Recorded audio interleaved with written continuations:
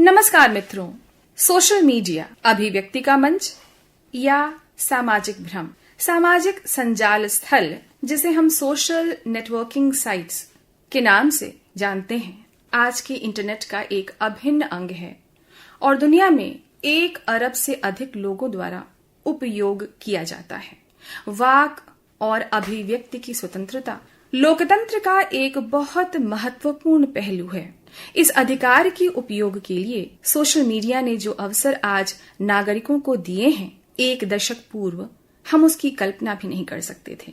दरअसल इस सशक्त मंच के जरिए समाज में एक सकारात्मक बदलाव लाया जा सकता है, किंतु यहाँ पर एक चिंता का विषय यह है कि आज सोशल मीडिया की भूमिका सामाजिक समरसता को बनाने के बजाय कई बार बिगाड़ने, अपितु उसे छिन्न भिन्न करने का कार्य भी कर रही है। समाज को अलग अलग मानकों पर बांटने वाली सोच को बढ़ावा सोशल मीडिया के माध्यम से अक्सर मिल जाया करता है। आज की सोशल मीडिया क्या अभिव्यक्ति का मंच है या फिर एक सामाजिक भ्रम मात्र है? आज इसी गंभीर और बहुत ज्वलंत मुद्दे पर विचार विमर्श करने के लिए हमारे पास विशेषज्ञों की एक टीम है और कार्यक्रम की सूत्रधार के रूप में मैं डॉक्टर श्रुति मिश्रा, काशी हिंदू विश्वविद्यालय दर्शन एवं धर्म विभाग से, और मेरे साथ विशेषज्ञ की भूमिका में हैं डॉक्टर दयानंद, वरिष्ठ पत्रकार, मीडिया कर्मी। बहुत बहुत स्वागत है सर। डॉक्टर राघवेंद्र नारायण सिंह जी, वरिष्ठ लेखक और अंग्रेजी विभाग के पूर्व आचार्य, और आकाशवाणी से आकांक्षा सिंह। बहुत बहुत स्वागत है आप सभी का। डॉक्टर दयानंद, मैं सबसे पहले आपसे प्रश्न करना चाहूंगी कि सोशल मीडिया ने समाज के अंतिम छोर पर खड़े व्यक्ति को भी समाज की मुख्य धारा से जोड़ने और खुलकर अपने विचारों को अभिव्यक्त करने का अवसर दिया है। आंकड़े कहते हैं कि भारत में 49 करोड़ से ज्यादा लोग सोशल मीडिया का उपयोग कर रहे हैं, जो 2025 के अंत तक 50 करोड़ होने की संभावना है। इन आंकड़ों के संदर्भ में जब हम इतने विशाल जनसमूह को देखते हैं, 1 करोड़ से ज्यादा की जनसंख्या वाला हमारा देश, आप इस जनसमूह को कितनी गहराई से और किस प्रकार से प्रभावित आप देखते हैं? आपका ये विषय बड़ा महत्वपूर्ण है और सोशल मीडिया का दायरा बहुत ही व्यापक हो गया है। मैं मीडिया का एक अध्यापक भी हूँ। हम लोग 3 मीडिया की बात करते रहे, ट्रेडिशनल मीडिया, प्रिंट मीडिया और इलेक्ट्रॉनिक मीडिया। आज ये चौथी मीडिया हमारे पास है जिसे हम न्यू मीडिया कहते हैं, सोशल मीडिया। सबसे ज्यादा व्यापक दायरा सोशल मीडिया का है और इसका उपयोग बहुत बड़ा है। ये आप समझ लीजिए कि इसने हमारे जीवन के साथ लगाव, जो इसका लगाव बहुत अत्यधिक है। ऐसी स्थिति में हम सोशल मीडिया से बहुत कुछ सीखते तो जरूर हैं, लेकिन हम क्या सीखते हैं ये प्रश्न उठता है। मेरा जो मूलभूत उद्देश्य है मीडिया का, सूचना देना, शिक्षित करना, मनोरंजन करना, लेकिन हम क्या शिक्षित कर रहे हैं, क्या सूचित कर रहे हैं और कैसा मनोरंजन कर रहे हैं, ये एक बड़ा प्रश्न है जिस पर हम सभी लोगों को चिंतन करना चाहिए, क्योंकि ये हमारे जीवन का एक हिस्सा बन गया है। हम अच्छी चीजें सीखें, ये अच्छी बात है, लेकिन हम किसी चीज की गलत चीजों को लें, वो हमारे समाज के लिए, हमारे व्यक्ति के लिए, दोनों के लिए उचित नहीं है। तो इसलिए हमको इसके उपयोग में संयम और विवेक से हमको काम लेना पड़ेगा, तभी हम इस दिशा में आगे एक अच्छे तरीके से आगे बढ़ सकते हैं और इसका सही उपयोग कर सकते हैं समाज के हित में, व्यक्ति के हित में।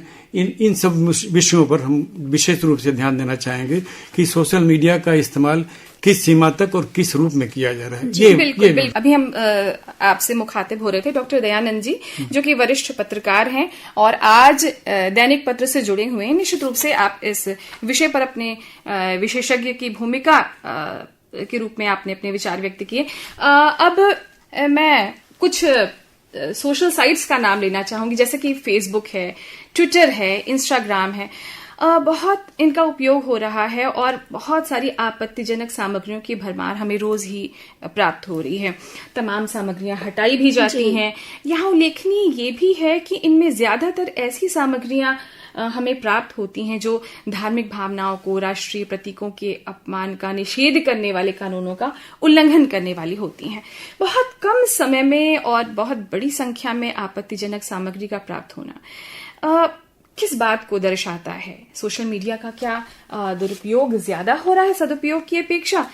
डॉक्टर राघवेंद्र नारायण। मेरे विचार से सोशल मीडिया का सदुपयोग भी हो रहा है और दुरुपयोग भी हो रहा है, क्योंकि हर चीज के दो पहलू होते हैं जी। आप किसी भी चीज को पॉजिटिव वे में भी लेते हैं और कुछ लोग उसी चीज को नेगेटिव वे में लेते हैं। तो पॉजिटिव वे में जो लोग लेने वाले हैं सोशल मीडिया को, वो एक तरह से समाज में वैचारिक क्रांति का उदय कर रहे हैं और सामाजिक संरचना में वो अपनी भूमिका निभा रहे हैं। जैसे मान लीजिए कि कोई साहित्य के क्षेत्र का व्यक्ति है, तो वो सोशल मीडिया के माध्यम से ऐसी रचनाओं को संप्रेषित करता है, ऐसे लेखों को डालता है जिससे लोगों की चेतना जागृत होती है और वो एक नए समाज को बनाने के लिए अग्रसित होते हैं। लेकिन कुछ ऐसे शरारती भी तत्व होते हैं जो कि समाज में विघटन पैदा करना चाहते हैं। ऐसे लोग धर्म के नाम पर, जाति के नाम पर, भाषा के नाम पर समाज को विखंडित करने का हर समय प्रयास कर रहे हैं।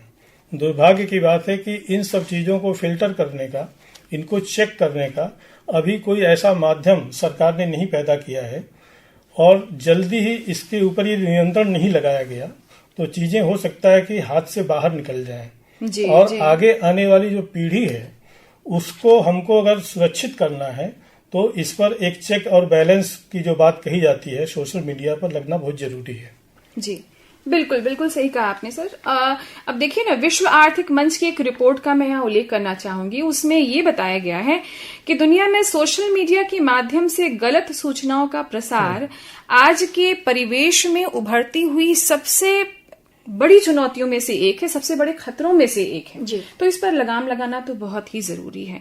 तो यकीनन ये न केवल देश की प्रगति में बाधक होगा बल्कि भविष्य में इससे और भी ज्यादा खतरनाक परिणाम आ सकते हैं। इसलिए बहुत जरूरी है कि सरकार के द्वारा नीति निर्णय के स्तर पर कुछ गंभीर इस पर निर्णय लिए जाएं और उसका सख्ती से पालन करवाया जाए। नीति निर्णय की दिशा में यहाँ पर प्रयास करने की आवश्यकता है। यहीं पर मैं डॉक्टर दयानंद जी, मैं एक महत्वपूर्ण मुद्दा उठाना चाहूंगी और ये महत्वपूर्ण मुद्दा है सोशल मीडिया और निजता, प्राइवेसी का मुद्दा, यानी गोपनीयता का मुद्दा भी जिसे हम कहते हैं। निजता संरक्षण, डेटा संरक्षण से जुड़ा हुआ है। साथ ही साथ लोग जितने कहना चाहिए बहिर्मुखी हो गए हैं, बहुत सारी ऐसी चीजें जो उन्हें प्रकाशित करनी चाहिए नहीं प्रकाशित करनी चाहिए, वो सब कुछ प्रकाश में आ रही हैं। और जहां तक डेटा की बात है, सोशल साइट्स पे जो डेटा दिए जाते हैं उनका एक संग्रह तैयार हो जाता है उन साइट्स पर, जिससे बड़ी आसानी से उपयोगकर्ताओं के निजी डेटा को प्राप्त किया जाए। ये एक समस्या है। आप इसको किस रूप में निजता की सुरक्षा होनी चाहिए, संरक्षण होना चाहिए, क्योंकि हमारी चीजें अगर सार्वजनिक हो जाएं तो जितना उसका खामियाजा हमको भुगतना पड़ेगा।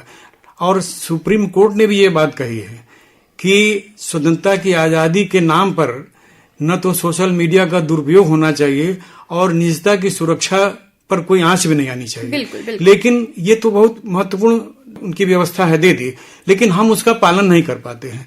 हम छोटी छोटी चीजों के लिए भी जब मीडिया के जरिए लोगों तक पहुंचाने का काम करते हैं, स्टेटस पर फोटो लगा देंगे कि हम यहाँ हैं वहां हैं, या जो भी गतिविधियां आपके परिवार की हो रही हैं उसके बारे में, इस चीज को आपने सार्वजनिक करके अपने निजता का तो उल्लंघन आपने स्वयं कर दिया है। स्वयं को खतरे में भी कई बार और आप खतरे को रास्ता वहीं से खुलना शुरू हो जाता है। इसलिए निजता की सुरक्षा का दायित्व जितनी सरकार का नहीं, उससे ज्यादा हमारी खुद की अपनी है। हम किस तरह से अपने को सुरक्षित रखें, ये पहला दायित्व आपका। और इसका सोशल मीडिया के माध्यम से इसका उल्लंघन हो रहा है, इसका दुरुपयोग हो रहा है, बहुत सी चीजें हो जाती हैं। बिल्कुल सर, बिल्कुल इस मुद्दे पर भी ध्यान देने की आवश्यकता है। आकांक्षा, आप युवा पीढ़ी का प्रतिनिधित्व करती हैं और मैं एक युवा पीढ़ी में बहुत ही लोकप्रिय एक कहना चाहिए कंटेंट क्रिएट करने वाला या फिर रील निर्माण करने वाली चीज बहुत ज्यादा चल रही है। आप इसको किस रूप में देखती हैं? क्या एक दिखावा है? क्या ये जीवन संकट की समस्या या फिर तमाम तरह की सामग्रियां डाली जा रही हैं? आप इसको किस रूप में देखती हैं? श्रुति जी, आपका ये जो प्रश्न है, आज का अगर सिनेरियो देखें तो बहुत ही माकूल है। लेकिन उससे पहले डॉक्टर दयानंद सर जो निजता की बात कह रहे थे, मैं थोड़ा उस पर भी आना चाहूंगी। जितने भी डाटा हैं वो ओपन हैं और कंपनियां उसे अपने सुविधानुसार उसका उपयोग कहीं भी कर सकती हैं। तो जैसा आप कह रहे थे सर, ये हमें स्वयं तय करना होगा कि हम सोशल, जी बिल्कुल, हम अपनी सोशल मीडिया पर हम अपने आप को किस स्तर पर और किस तरह प्रस्तुत कर रहे हैं ताकि उसका कोई दुरुपयोग ना करे। और श्रुति जी, आपका जो प्रश्न है इसी से जुड़ा हुआ है। आज आपने युवाओं की बात कही। आज का जो युवा है, अगर आप एक बड़े पैमाने पर देखिए, रियल वर्ल्ड की आप बात कर रही हैं, तो आज का युवा रियल वर्ल्ड में है, ना कि रियल वर्ल्ड में है। वो एक जो वर्चुअल जो दुनिया है, जो जिसे आभासी दुनिया कहते हैं, उसने अपने आप आसपास क्रिएट कर ली है। अच्छा, अब ये जो रियल वर्ल्ड की बात हो रही है, सकारात्मक रूप से और नकारात्मक रूप से इसके पॉजिटिव और नेगेटिव दोनों इफेक्ट्स हैं। तय आज के युवा को करना है, आज की किशोर पीढ़ी को करना है, हमें करना है कि इसका उपयोग हम किस तरह कर रहे हैं। एंटरटेनमेंट के लिए, जानकारी के लिए, यहाँ तक तो ठीक है, लेकिन लाइक्स के लिए, अपने आप को प्रसिद्धि के लिए, साथ ही साथ लगातार एक युवा वर्ल्ड में ना एक मान्यता पाने की होड़। जी, इसके अलावा एक टर्म बहुत प्रचलित है जिसे कहते हैं ना मिसिंग आउट फियर, यानी कोई भूल ना जाए, इस बात का डर होना। तो वो आज का युवा कोशिश कर रहा है कि वो लगातार सबके सामने बने रहे, और एक माध्यम उसे मिल गया है सोशल मीडिया। उस पे रील का चलन चल निकला है। 1 मिनट से छोटे रील जो होते हैं वो बड़ी तेजी से फैलते हैं, बहुत तेजी से फैलते हैं, उनपे ढेर सारी लाइक्स मिलती हैं और एक तरह से प्रसिद्धि का ही कमी है। लोग आराम से उन्हें देख सकते हैं, व्यूज, और एक तरीके का संजाल उसने अपने चारों तरफ, जिसको कहते हैं कि भ्रम जाल, उसने निर्मित कर रखा है। लेकिन श्रुति जी, अब इसके इफेक्ट्स, इसका जो प्रभाव पड़ रहा है वो देखिए क्या है। इसका पॉजिटिव तो अगर पॉजिटिवली लिया जा रहा है, जैसे राघवेंद्र सर ने कहा कि अगर वो पॉजिटिव कंटेंट है, कुछ सिखाने के लिए किया जा रहा है, तब तो अच्छी बात है। लेकिन वो सिर्फ प्रसिद्धि के लिए अगर किया जा रहा है, तो ये कहीं ना कहीं डिप्रेशन की ओर ले जा रहा है युवा को, है ना? बिल्कुल बिल्कुल, एकदम आपने सही कहा। इस विषय पर चिंतन करने की आवश्यकता है। डॉक्टर राघवेंद्र, मैं आपसे पूछना चाहूंगी कि देखिए, सोशल मीडिया संचार क्रांति की ही देन थी, और जिसका मुख्य उद्देश्य बेहतर संचार को सुगम बनाना था, और जैसे दुनिया के किसी भी हिस्से में अपने परिवार से, अपने मित्रों से, अपने जानने वालों से हम जुड़ सकें, और ये भी अपेक्षा थी कि लोग अपने आसपास के वातावरण के प्रति जागरूक हों, यानी उनके पास सूचनाओं की कोई कमी न हो। सूचनाएं होना जरूरी है, बशर्ते वो गलत सूचनाएं न हो। तो ये सारी चीजें तो आवश्यक हैं और इनका सकारात्मक पक्ष भी है। लेकिन आज यह सूचनाओं का भंडार तो है ही, हम देखेंगे कि किसी भी कला की प्रस्तुति हेतु ये एक बहुत विशाल मंच भी बन चुका है ना? ये सिर्फ संवाद का या फिर जुड़ने का माध्यम नहीं है, कई और तरीके से भी हम इसका उपयोग कर सकते हैं। यहां तक तो ठीक था, किंतु आजकल ये युवाओं में ध्यान भटकाने वाली चीज, मैं थोड़ा सा साइकोलॉजिकल मनोवैज्ञानिक पक्ष की तरफ आऊंगी। और एक होता है ना कि मान्यता प्राप्ति, कि मुझे लोग एक्सेप्ट करें, मुझे लोग जाने, इसके लिए एक प्रतिस्पर्धा दिखाई पड़ने लगी है। और ये जब अपने प्रकर्ष पर आती है और ज्यादा जब हावी होने लगती है एक व्यक्ति के दिमाग पर, मन मस्तिष्क पर, तो उसके अंदर ईर्ष्या की भावना, द्वेष की भावना, अहंकार की भावना, श्रेष्ठता, हीनता की भावना, ये तमाम चीजें उत्पन्न होती हैं। अब मैं ये जानना चाहूंगी डॉक्टर राघवेंद्र, इस आपकी एक विशेषज्ञ टिप्पणी चाहूंगी कि ये कहाँ तक सही है, जहां से हम शुरू किए थे और जहां पर हम पहुंच गए हैं, और कहाँ तक हमें जाना है? देखिए, किसी भी चीज की जो शुरुआत होती है तो एक छोटे दायरे से होती है, लेकिन आगे चल करके वो दायरा बढ़ता जाता है, और सोशल जो प्लेटफॉर्म्स जितने भी हैं वो यही कर रहे हैं जी। क्योंकि जैसा आपने कहा कि वो सूचना के आदान प्रदान के लिए ये चीजें आई हुई थी, लेकिन आज क्या हो गया है कि सूचना का केवल आदान प्रदान नहीं है, बल्कि ये ज्ञान विज्ञान के प्रसार का माध्यम भी बन गया है जी जी। आप कोई भी क्षेत्र ले लीजिए, चाहे वो साहित्य का हो, विज्ञान का हो, क्योंकि विज्ञान में भी आप देखिए कि उसमें ऐसे ऐसे कंटेंट्स आते हैं जो कि हम लोग पत्रिकाओं में नहीं देखते हैं। बिल्कुल बिल्कुल। मतलब सुदूर जो तारामंडल है, लोग प्रेरित होते हैं सीखने के। तारामंडल की जो चीजें हैं, ब्रह्मांड में क्या हो रहा है, ये सब की सब जो चीजें हैं वो सोशल मीडिया पर आ रही हैं। तो निश्चित रूप से आज का जो युवा वर्ग है, और उसमें वह वर्ग जो कि साइंटिफिकली एजुकेटेड है, वो उससे प्रभावित होगा।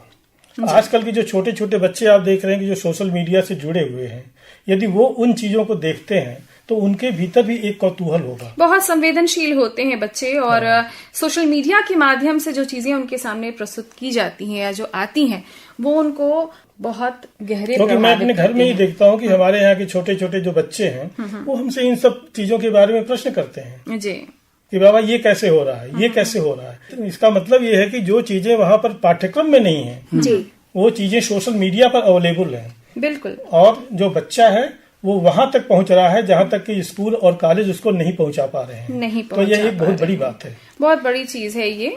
और बस इसमें यही देखने की आवश्यकता है कि हमारी सीमा रेखा क्या हो, और ये जो विवेक, ये बहुत बड़ी जिम्मेदारी हो जाती है हमारे समाज की, हमारे परिवार की, शिक्षक वर्ग की, मीडिया कर्मियों की, सबकी, कि हम क्या प्रस्तुत कर रहे हैं उनके सामने। अब मैं डॉक्टर दयानंद आपसे भी मैं इस संदर्भ में विशेषज्ञ टिप्पणी चाहूंगी कि सोशल मीडिया जो संचार क्रांति थी आज किस मोड़ पर खड़ी है, आप इसको किस तरीके से देखते हैं? ये एक ऐसे चौराहे पर खड़ी है जी, सोशल मीडिया, जहां पर सत्य भी है, असत्य भी है, प्रेम भी है, घृणा भी है, आक्रोश भी है, सभी चीजें हैं। अब सवाल है कि हम उसको क्या पसंद करें और हम कैसे सोशल मीडिया को बेहतर रूप में लें। इसमें सबसे बड़ी जिम्मेदारी दो संस्थाओं की है। पारिवारिक तौर पर परिवार एक सामाजिक संस्था हमारी है और दूसरी संस्था है विद्यालय। और इसमें जो संस्कार विकसित किया जाता है उसी के माध्यम से, उसी के अनुरूप कोई उसके प्रति लाइकिंग डिसलाइकिंग की स्थिति में आता है, उसकी अपना एक समझ होनी चाहिए कि हमको किस चीज का इस्तेमाल किस लिए करना और किस रूप में करना, कितना करना है। ये एक सिखाने का काम परिवार के माता पिता शिक्षकों का है। और जब यहाँ से कुछ सीख पढ़ करके जाएगा तो उसके मन में एक भावना ऐसी रहेगी कि हमको ऐसा करना, ऐसा नहीं करना है। तो बड़ी भूमिका का निर्वहन करना है और ये परिवार स्कूल मिलकर करें। बिल्कुल बिल्कुल सर, बहुत ये इस दिशा पर सोचने की आवश्यकता है। हमारे मित्र गण जो दूसरे छोर से हमें सुन रहे होंगे इससे जरूर प्रेरणा पाएंगे। आकांक्षा, मैं एक रोचक प्रश्न आपसे करना चाहूंगी। जी वाला प्रश्न तो मैंने किया ही था आपसे। एक आर्टिफिशियल इंटेलिजेंस, ये बड़ा ही ज्वलंत मुद्दा आजकल चला हुआ है और आज से कुछ वर्ष पूर्व तक हम इसको एक विषय के रूप में नहीं जान रहे थे। आज ये एक स्कूलों में, कॉलेजों में, विश्वविद्यालय और बल्कि कहना चाहिए कि स्पेशलाइज्ड कोर्स के तौर पे आर्टिफिशियल इंटेलिजेंस की ट्रेनिंग दी जा रही है, बताया जा रहा है और इसकी बड़ी मांग है।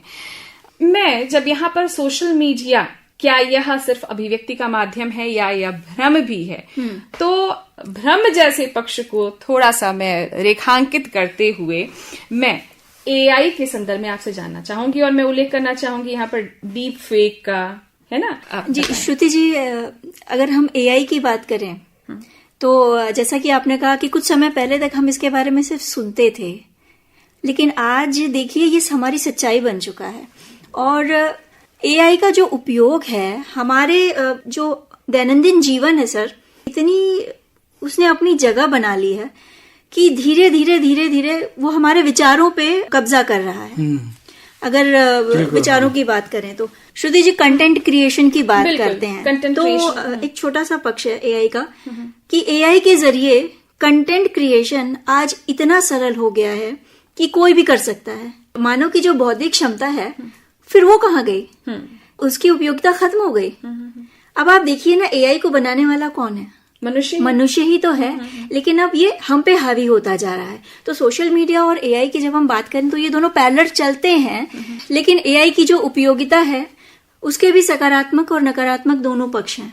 युवा और किशोरों की बात करूंगी, अगर वो कुछ सीखने के लिए, कुछ नया जानने के लिए, कुछ नया बनाने के लिए इसका उपयोग कर रहे हैं तो ये बहुत अच्छा है। लेकिन अगर इसका उपयोग नकारात्मक रूप से हो रहा है तो फिर वही बात है जैसा सर ने कहा कि हमें खुद की एक सीमा तय करनी होगी कि इन चीजों का उपयोग हमें कितना करना है। एक कहानी, एक पौराणिक कथा याद आ रही है भस्मासुर की। बहुत ज्यादा आजकल ये चर्चा में बात चली हुई है कि कहीं ऐसा तो नहीं कि समय वो दूर नहीं है जब AI या फिर जो मशीनें हैं जो मनुष्य द्वारा ही निर्मित थी वो मनुष्य को विस्थापित कर देंगी और मनुष्य की जगह पर स्वयं बैठ जाएंगी। मतलब ये आशंका है कि भविष्य का भस्मासुर है, AI ही होगा सर।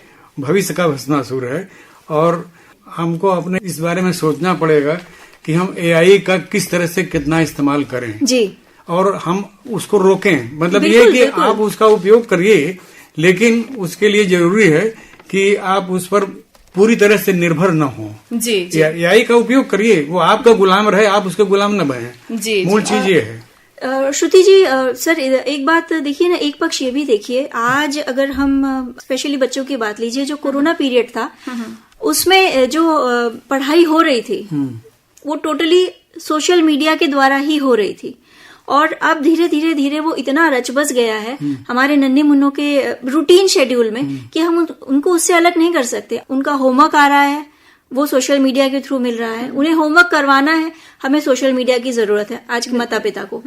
तो बात वही है कि इसका उपयोग हमें कितना करना है, और खासकर बच्चों के लिए। निश्चित रूप से अब सोशल मीडिया हमारे जीवन में रोज की दिनचर्या में इस कदर शामिल हो चुका है कि हम उसको अलग करके हम सोच भी नहीं सकते हैं। अब हमें देखना क्या है कि हमारे बच्चे भी, अब हम अपने बचपन को याद करते हैं तो कहीं भी सोशल मीडिया इस कदर हावी नहीं था, इस कदर शामिल नहीं था, लेकिन ये आज की वास्तविकता है और हम सबको इसे स्वीकार करना चाहिए। बच्चे भी इसे अलग नहीं हो सकते हैं, लेकिन अब यहाँ पर हमारे ओर से काफी जागरूक रहने की आवश्यकता है, बहुत सतर्क रहने की आवश्यकता है।